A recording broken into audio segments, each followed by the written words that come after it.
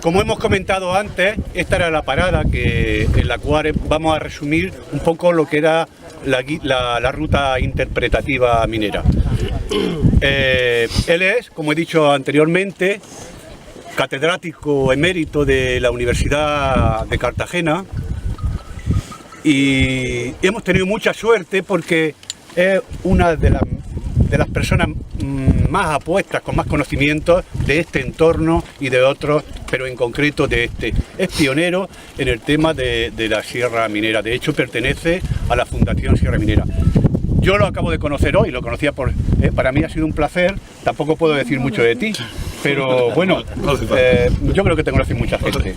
A mí me ha dado clase y es un lujo tenerlo, ¿eh? Sí, es un lujo, realmente un lujo, y yo quería, antes de nada, agradecerle esta molestia de tener que desplazarse, que él lo ha hecho con mucho gusto, pero para nosotros es un lujo y te lo agradecemos, Nacho. Bueno, nada, buenos días. Hay mucha gente que me conoce, antiguos alumnos de mayores, de la Universidad de Mayores, que veo por aquí, y ellos ya saben que tengo problemas de cuerdas vocales, pero para los que no me conocéis, pues os lo comunico, y entonces no puedo forzar mucho la voz. Me he traído este cacharrillo, pero bueno, no sé si me ayudará mucho o no. Bueno, pues podía empezar presentándome un poco en por qué os voy a hablar, o por qué me han pedido que os hable de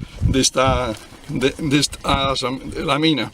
Bueno, pues porque yo trabajé en la Peñarroya, en la extinguida Peñarroya, trabajé durante 20 años. Aquí tengo a un compañero. 28 años estuve aquí. Fíjate. Y bueno, pues desde esa época pues estoy muy interesado en todo lo que es la minería, y luego en la universidad pues he seguido en la escuela de minas, pues conservando un poco todo el tema de la minería. Y aunque ahora la minería ya se ha terminado en esta zona, en otras no, aquí se ha terminado ya, pero nos queda una cosa que se llama el patrimonio minero.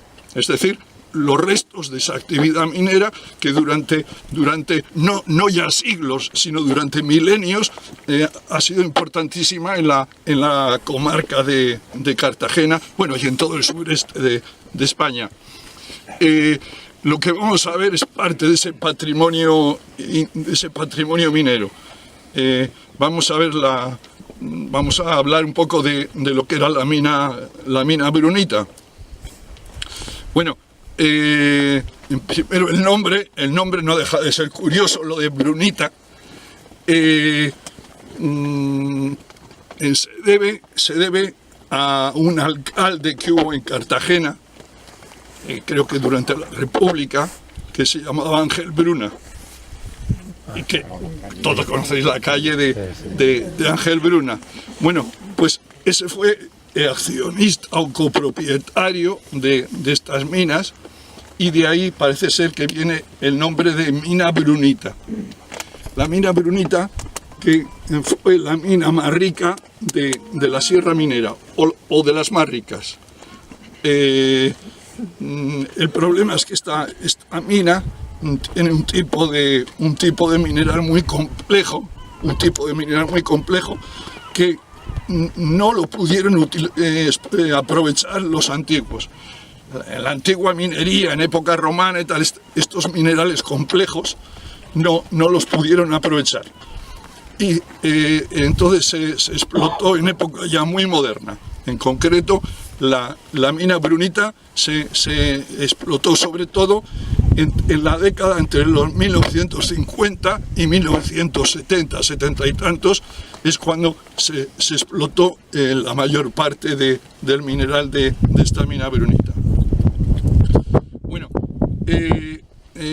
la primera vez que la explotación de la mina se hizo por el método tradicional de la sierra, el método tradicional minero, que se llamaba cámaras y pilares. Ahora os explicaré un poco. Es decir, que durante unos 25 años esta mina fue una mina subterránea, una mina clásica, con su pozo por donde bajaban hasta donde estaba el mineral. Todavía se ven los restos de aquellas instalaciones de cuando esta mina era una mina subterránea.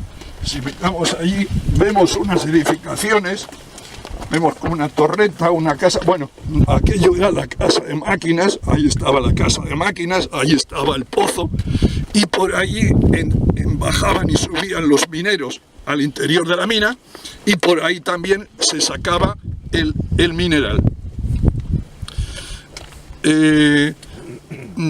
¿Cómo era el mineral? ¿En qué consistía el mineral? Bueno, el mineral de esta mina no era un filón, no era una veta, sino que era una capa, lo que los mineros llamaban el manto mineral, porque tenía forma de estrato, de una capa. Esta capa estaba formada por una serie de minerales, por galena, blenda, pirita, calcopirita, pirrotina, etc., una serie de sulfuros metálicos, pero los más valiosos eran, por supuesto, la galena, es decir, el sulfuro de plomo, y la blenda, que es el sulfuro de zinc. Eso era lo que daba valor a esta mina. Esos valores eran muy altos. El plomo tenía una ley, es decir, una riqueza de más del 2,5 de plomo, y el zinc tenía una riqueza del 4% de zinc. La blenda tenía una riqueza del 4% de zinc. De manera que esto hacía que la mina Brunita haya sido la más rica de toda la sierra, motivo por el cual pues hizo millonario a los propietarios de esta mina. El propietario principal era Eloy Celdrán. Que, bueno, pues como digo, entre la década de los 1950 y la década de los 70 del pasado siglo, pues acumuló una considerable fortuna en base a la explotación de esta mina. Bueno, os explico un poco más qué es eso del manto mineral. El manto mineral, como digo, es una capa formada entera por sulfuros metálicos, por mineralizaciones, que a su vez procede. ¿Cómo se originó el manto? Se originó debido a la actividad hidrotermal que hubo en esta zona hace unos 8 millones de años. Hace unos 8 millones de años, ¿qué ocurrió? Ocurrió aquí en el sureste que hubo una actividad volcánica de la que nos quedan muchos restos, por ejemplo el Cabezo Rajao. El Cabezo Rajao lo vemos desde aquí. ¿Veis? Donde están las chimeneas, todos los conocéis. Ese es el Cabezo Rajao. Bueno, el Cabezo Rajao, que es un domo volcánico, un antiguo domo volcánico. Lo mismo que el Cabezo Rajao, hay otros muchos cabezos, como el Cabezo Ventura, como el Cabezo Beaza, etcétera, que son también restos de esa actividad volcánica que hubo hace 8 millones de años. Bueno, en relación con la actividad volcánica, se produjo durante miles de años una actividad hidrotermal, es decir, las aguas subterráneas iban recalentadas a temperaturas entre 200 y 300 grados. Esas aguas subterráneas recalentadas, esas aguas termales, fueron produciendo una serie de reacciones químicas en ciertas rocas, en concreto en las rocas formadas por carbonatos, y fueron reemplazando ciertas rocas por minerales metálicos, como os he dicho, la galena, la blenda, la pirita, etcétera, etcétera. Bueno, entonces la consecuencia fue la formación de esas masas de mineral en forma de capas, en forma de mantos, que son muy raros en otras zonas del mundo. En otras zonas del mundo son muy raros, pero muy típicas, muy características de la sierra de Cartagena. la capa de mineral que se explotó aquí todavía se puede ver.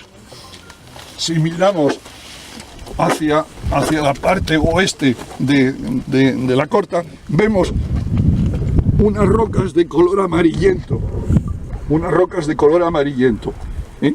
Las dos primeras bancadas de la cantera tienen un color amarillento. Bueno, eso es la capa de mineral, eso es el manto. El mineral que predominaba en el manto era la pirita, aunque es el que tiene menos valor económico, la pirita, pero bueno, también valía, era el que más abundaba. Por eso a este mineral, a este tipo de mineral se le llama, los mineros lo llamaban también el manto piritoso. El manto piritoso. Ahí he puesto encima de una piedra una serie de muestras de pirita. Ahí donde estás tú sentado, sí. Bueno, ahora podéis coger trocitos para que veáis el aspecto del mineral. Bueno, sigo hablando en general de esta mina. En la década de los 70 la mina se agotó. La producción minera, ya no se podía sacar más mineral de la mina porque el método de cámaras y pilares no permite explotar todo el mineral, porque para que la mina no se hunda, cada cierto tramo, por ejemplo, normalmente cada 10 metros, se deja una columna de la propia roca del mineral para que aguante el techo de la mina, si no se hundiría. Llega un momento que ya no podían sacar más mineral y entonces los propietarios de la mina vendieron la brunita, se la vendieron a la empresa Peñarroya. Peñarroya la compró a sabiendas de que ya estaba explotada, de que quedaban solo de mineral los pilares que impedían que la mina se hundiera. Eso era lo que quedaba de mineral. Pero aún así y todo, Peñarroya la compró, porque sabía la riqueza de ese mineral. Entonces, ¿qué hizo Peñarroya? Pues transformó la mina subterránea en una mina a cielo abierto, lo que se llama una corta minera. Una corta minera es una mina a cielo abierto que se hace mediante excavación de arriba abajo hasta que se llega al nivel donde está el mineral y a partir de ahí pues ya se extrae el mineral. De forma, ahora estamos viendo cómo quedó la zona después de la explotación a cielo abierto, ¿sí? Que no tiene nada que ver cómo era la explotación subterránea que hubo anteriormente. Bueno, es sencillo de comprender, ¿no? Al explotar a cielo abierto se va excavando y eso permitió a la empresa sacar el poco mineral que quedaba. En la mayor parte estaba en forma de pilares, de columnas. Bueno, el poco lo digo entre comillas porque aún así yo estaba en esa época trabajando, aún así sacamos 3 millones de toneladas de mineral, de un mineral riquísimo, que por supuesto permitió amortizar la inversión hecha con beneficios, ¿no? Eso se explotó en los años 80, más o menos entre 1982 y 1987 se explotó la corta brunita y se sacó casi todo el mineral. Todavía quedaba un poquito de mineral, pero ese estaba ya demasiado profundo. Queda mineral todavía debajo de ese monte queda aproximadamente 1 millón de toneladas de mineral, pero su extracción era muy costosa y entonces ya eso se abandonó. Bueno, os he hablado del cambio de una explotación subterránea, que era lo tradicional en la sierra, a una explotación a cielo abierto. La explotación subterránea es mucho más costosa, es más cara, es más insegura, tiene más riesgos en comparación con la explotación a cielo abierto. Sin embargo, las explotaciones mineras a cielo abierto provocan un fuerte impacto medioambiental, paisajístico, no cabe duda que cuando vemos esto vemos algo que impacta, ¿no? Una alteración profunda del relieve natural. Es decir, que mientras que para unas cosas la explotación minera a cielo abierto era mucho más rentable, bajo el punto de vista medioambiental era más perjudicial que la minería subterránea. En cambio, para los trabajadores era mucho mejor, porque no tiene punto de comparación el duro trabajo de la minería subterránea con el trabajo de la minería a cielo abierto, en que todo es mecanizado, todo se hace con grandes máquinas, con grandes excavadoras. No tiene punto de comparación el trabajo del minero en un caso y en otro, ¿no? Pero como digo, ambientalmente, medioambientalmente, sí que repercute negativamente en el terreno, ¿no? De hecho, las 10, a lo largo de la sierra hay 10 cortas mineras, 10 minas a cielo abierto, la Emilia, San Valentín, Tomás, San Gloria, etc. Hay 10 y han provocado unos impactos enormes, sobre todo por las escombreras, ¿no? Por las grandísimas escombreras que están llenando todo el paisaje. Si miramos para donde miremos, vemos escombreras a veces gigantescas, mirar hacia allí. Todo eso son montes artificiales, no es terreno natural, son escombreras formadas por la acumulación de las rocas que no servían, del material que no servía. Bien, sigo un poco contando. Como decía antes, fijaros, se ha cambiado el terreno, que antiguamente la carretera que iba de la Unión a Portmán pasaba por allí, todavía se ve un trozo de carretera, ahí al fondo a la izquierda se ve un trozo de carretera que de repente queda cortada. Esa era la carretera general que iba de Portmán a la Unión. Claro, para hacer la mina a cielo abierto hubo que interrumpir todo eso y hubo que construir una nueva carretera, que es esa que queda por ahí. Previamente hubo que rellenar otra mina a cielo abierto, que se llama la Corta de Loy, que está detrás de nosotros. Hubo que rellenarla para pasar posteriormente la carretera y las líneas eléctricas, en fin, todo eso.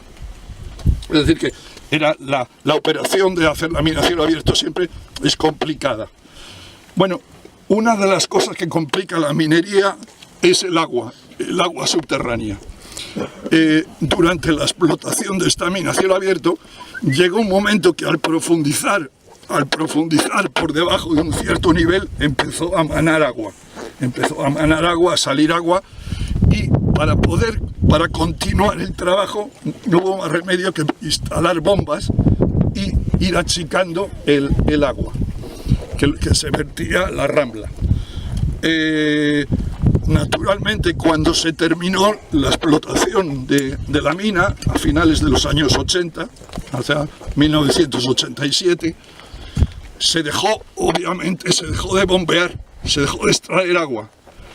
Y entonces el agua fue creciendo de nivel hasta llegar al nivel que le corresponde, al nivel freático, a la cota que le corresponde, formándose entonces el lago que vemos ahora, ese gran lago de color rojizo.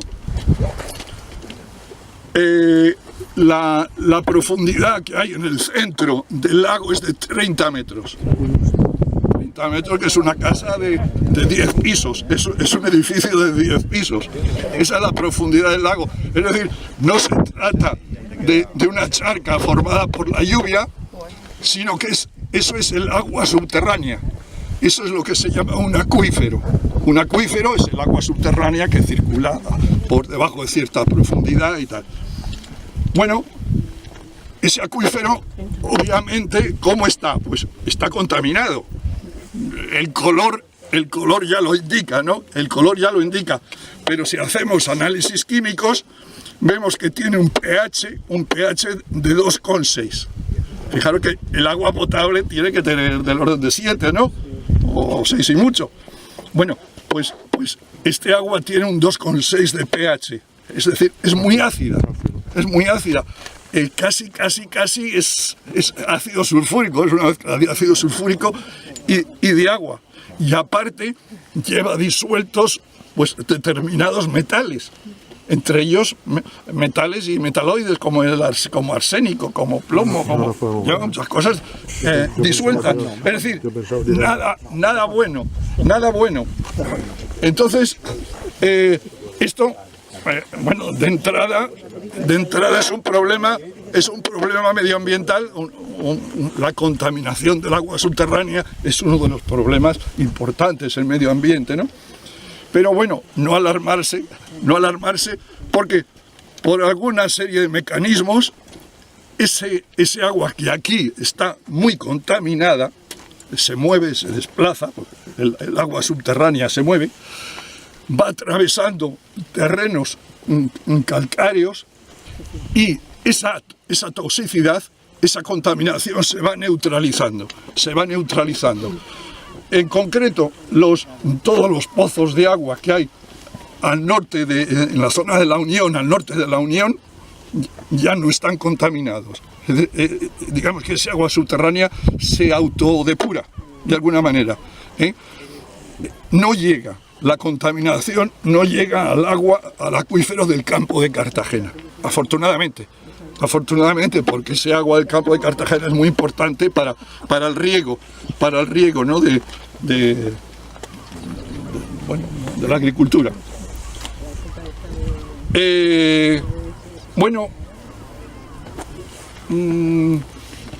¿Qué más cosas contaros?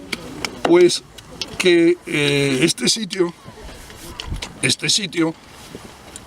por una parte, tiene aspectos negativos desde el punto de vista medioambiental, pero por otra parte tiene una serie de valores desde el punto de vista didáctico, educativo, científico, que, ojo, merecería la pena preservarlo y conservarlo, y no solo eso, sino enseñarlo.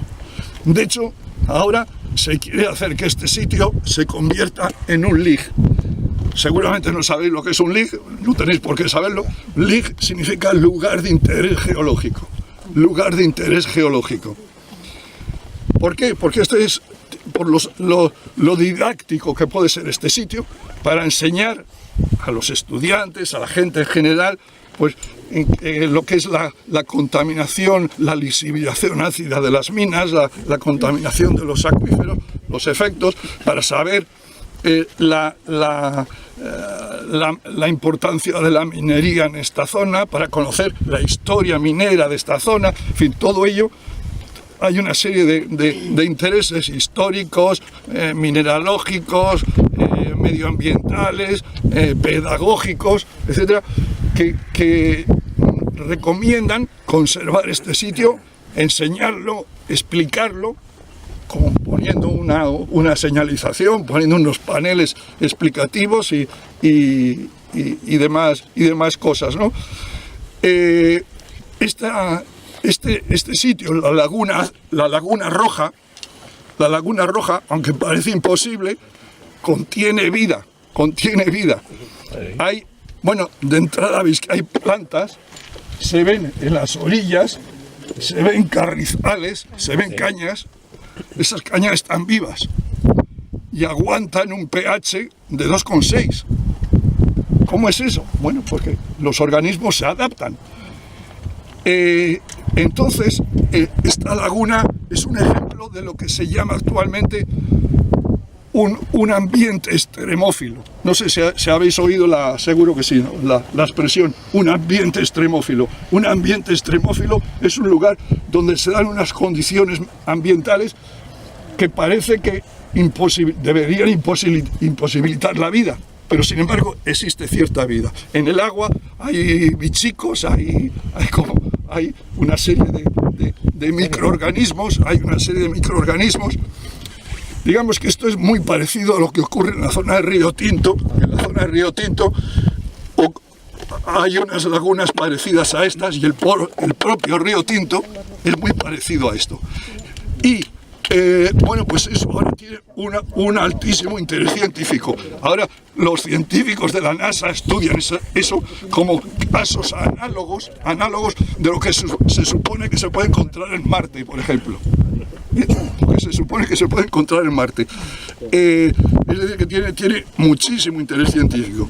Por todas estas cosas, pues os llamo la atención para que, bueno, veáis por una parte los efectos negativos, que los hay, y por otra parte veáis las lecciones que se pueden sacar de todo esto, y cómo este tipo de lugares como donde estamos aquí, la cantera brunita, la corta brunita, pues tienen un interés didáctico y científico enorme, que justifican que se protejan y que se pongan y que se incluyan en los itinerarios, como estáis haciendo vosotros, que se incluyan en los itinerarios, en el turismo, un turismo que empieza a tener mucha importancia, que es un turismo minero, un turismo medioambiental, que bueno, es una de las líneas principales de trabajo que tiene la Fundación Sierra Minera.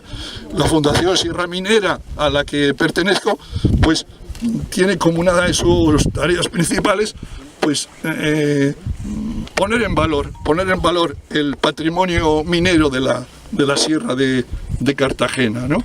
Y bueno, pues a base de destacar una serie de lugares de interés histórico, geológico, medioambiental, etcétera, como es el caso de la corta brunita.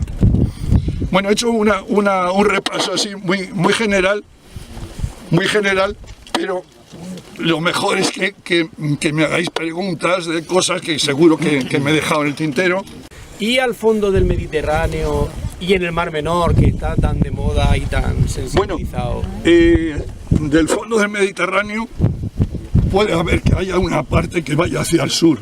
En general el agua subterránea de esta zona va hacia el norte, pero no se puede excluir que una parte del agua pueda ir hacia el sur, en cuyo caso conectaría con el mar Mediterráneo por la zona del Gorguel, hacia la zona del Gorguel. Es posible. Ahora, lo otro no. Con el Mar Menor es imposible que haya conexión, ninguna. Por las ramblas no puede, por las ramblas que nace en la sierra, la rambla no puede recoger un poquito de... No, porque estamos... Las ramblas que suben el Mar Menor, la Carajilla, por ejemplo, tal. Sí, en otras zonas sí, pero aquí en concreto, en esta zona no. En otras zonas, claro que sí, la rambla del Beal, toda esa zona sí.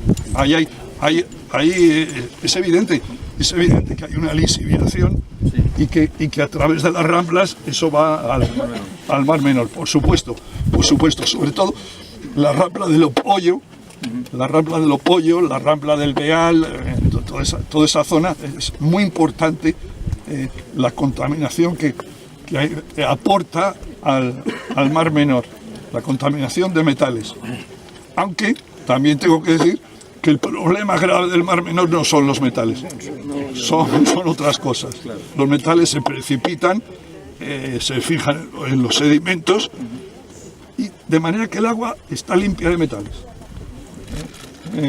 Cuando las ramblas llegan al Mar Menor, el agua cambia de pH, pasa de un pH más o menos ácido a un pH alcalino, y los metales disueltos precipitan y se fijan en los sedimentos, de manera que el agua del mar ya está limpia de metales. Es decir, no suponen un riesgo para la laguna. El riesgo viene, como sabéis, de los nitratos, de todas esas cosas. Una pregunta, Nacho. Decía que la mina, cuando estaba en subterránea, en explotación subterránea, había que bombear agua Sí. porque salía agua del acuífero. Sí, en subterránea y en abierto también. ¿Ya salía ese agua así de contaminada como está ahora o se ha producido la contaminación en la explotación a cielo abierto?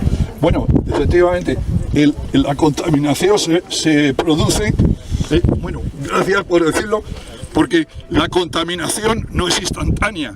La contaminación se produce cuando el agua está mucho tiempo en contacto con los sulfuros metálicos, sobre todo con la pirita.